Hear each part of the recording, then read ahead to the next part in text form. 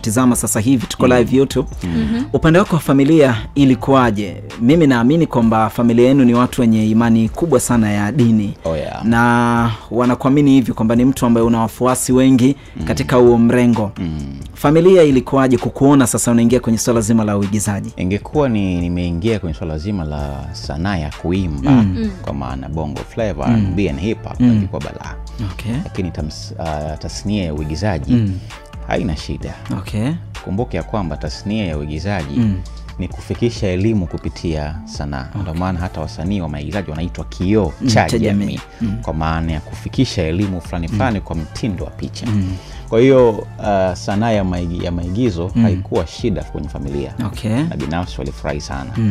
Japo inaniuma mpaka leo kwa baba yangu mzazi ametambulia mbele za haki hajaona. Yani natamani katika hiyo ambavyo nanikula sana kwenye kazi yangu.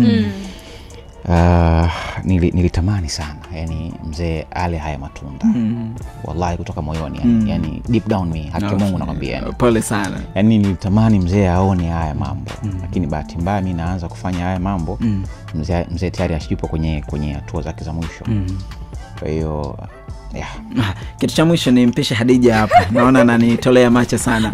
Umezungumza kuhusiana na swala zima la pesa ndefu ambayo umewekewa na sisi tunatafuta maisha by the way. Ndio.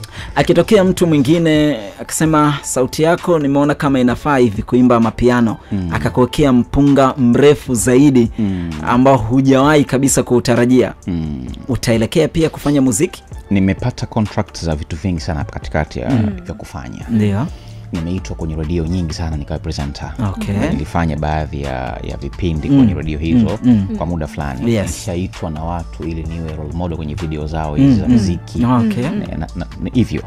Lakini sio kila kazi mimi nitafanya.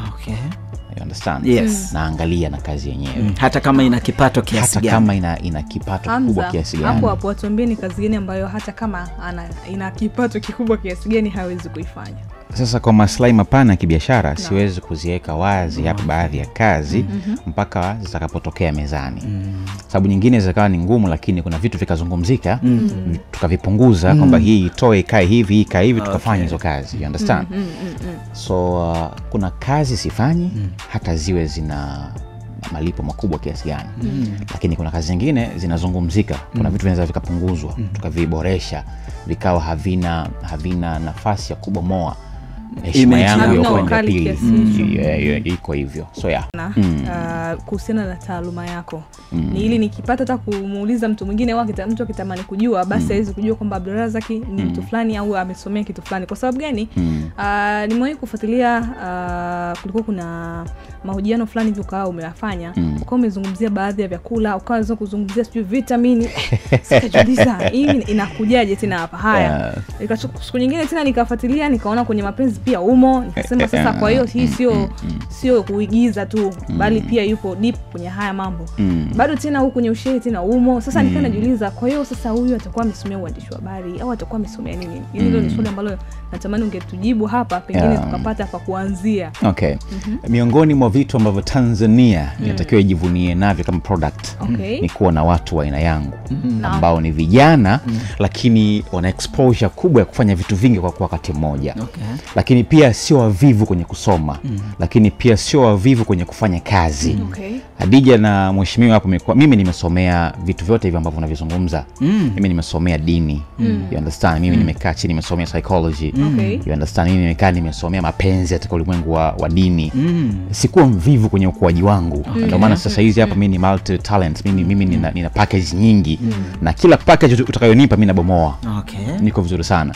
Kwa hiyo Tanzania 255 plus 255 inatakiwa ijivunie kuwa na product za aina zetu. Na watu wengi kwa mtaani kama vijana wachukue hii kama mshajihisho kwamba wasikubali kuridhika kwenye kitu kimoja.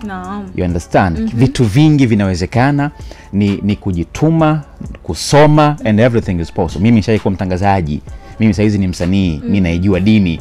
Ndio maana silalamiki kwamba serikali yangu sio ifanye hivi, sababu ninajituma, nafanya kazi, and everything else is possible. Safi sana. Yaani hapa kusoko tunapotea. Sikia tunasikiza utamu tunapotea. Sasa Sheikh, leta vitu. Sasa hivi umekuwa gumzo sana kwenye mitandao ya kijamii. Okay. Na unajua kila binadamu ana hisia zake na huwezi kuzuia hisia za mtu kwa sababu tu labda huyu alianza, huyu akafuatia. Mungu kila mmoja anampa kitu ambacho amemwandalia.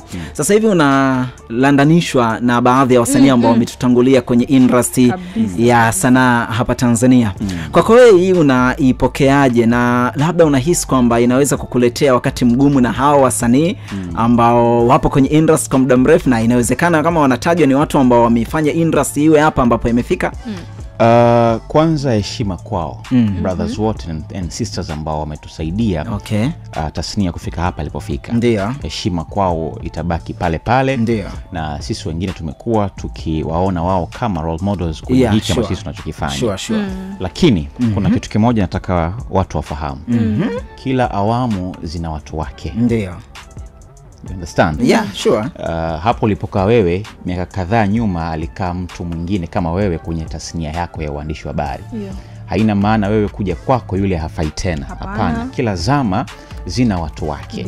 Kwa hiyo sitaki kusema kwamba zama hizi sisi ndo watu wa zama hizi, lakini sisi ni wasanii ambao tumeweza kucheza vizuri na hizi zama za hawa watoto wa 2000. Na hii generation inavyotaka. Yes. You understand? Yaani hii generation sasa hizi inamtaka Davis.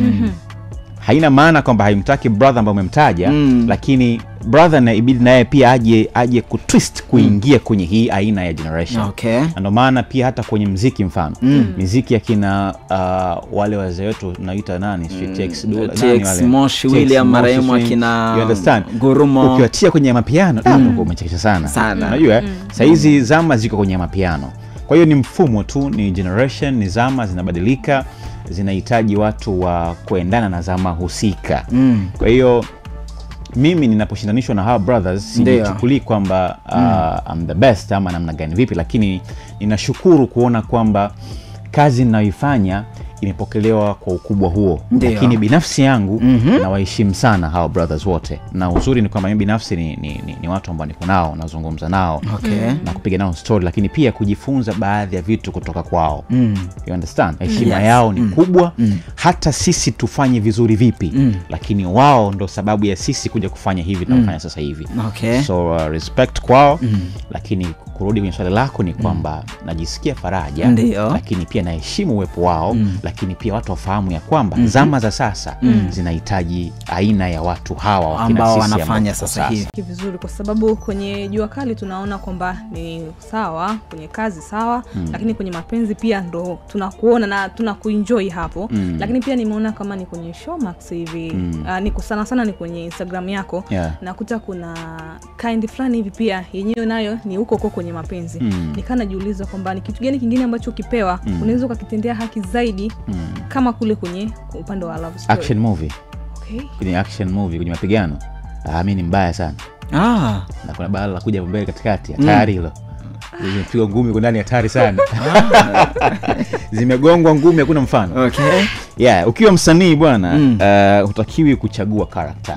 Hutakiwa ujifunze kila aina character. Mimi ni mpiganaji mzuri sana. Lakini hapo tukizungumzia hapo kwenye kupigana, watu wengi walikuwa wanakataa kuangalia movie za kibongo kwa sababu zilikuwa zinakosa ule uhalisia. Sasa tunataka kujua kwamba wewe utakuja na kitu gani au kuna ladha gani nyingine ambazo tunaweza kuipata ili tuweze sasa kushawishika, tuone kwamba sasa tumetoka kwenye yale mambo tulikuwa tunayatengeneza na sasa tupo kwenye uhalisia. Mimi sijawahi kuwa boring character. Yaani utakapoona sehemu sura yangu ipo, yani wewe jiandae kuenjoy. Iwe ni interview, iwe ni filamu, yaani mimi ninapotokea mahali wewe jiandae kuenjoy. Jiandae kucheka, jiandae kufurahi. The action movie inayokuja, hichi kipande inachokuja, take it from me. Lazima utafurahi. Kwa sababu ndani yake kina drama, kina mapenzi, alafu kina mapigano. Imagine character hii ambayo imezoeleka kwenye mapenzi, leo hii inapigana. You understand? Na sio kupigana tu, wanapigwa watu ndani bala. Umejipendelea. Watu wanapigwa starring mwenyewe. Yaani wamepigwa watu ndani sana. So ukitoa character za mapenzi, mimi ni mzuri pia kwenye action. Lakini pia kingine ambacho watu nafikiri hawakijui, mimi ni mzuri sana kwenye comedy. Hatari. Don't try me. Stand up au no. Kwenye comedy movie. Lakini kwenye level za international. Sio ile level ambayo tumeizoea. Kwenye level za kina Will Smith, za kina Kevin Hart, hivyo, yani level hizo. Yes, I'm very good. Fahamu na shughuli zako zingine ambazo unazifanya na ndizo ambazo zimekuweka mjini kwa muda mrefu na zimekutambulisha kwetu sisi.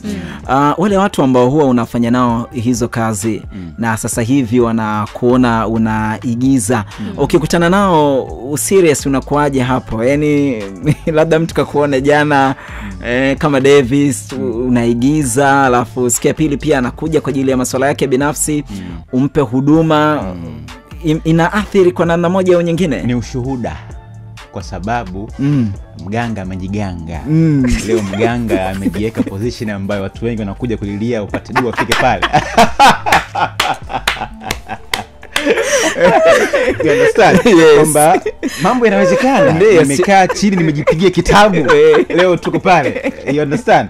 Na tukirudi nyuma kumbukumbu kidogo za muda mchache, ilikuwa anakwenda kwenye falling. Kabisa.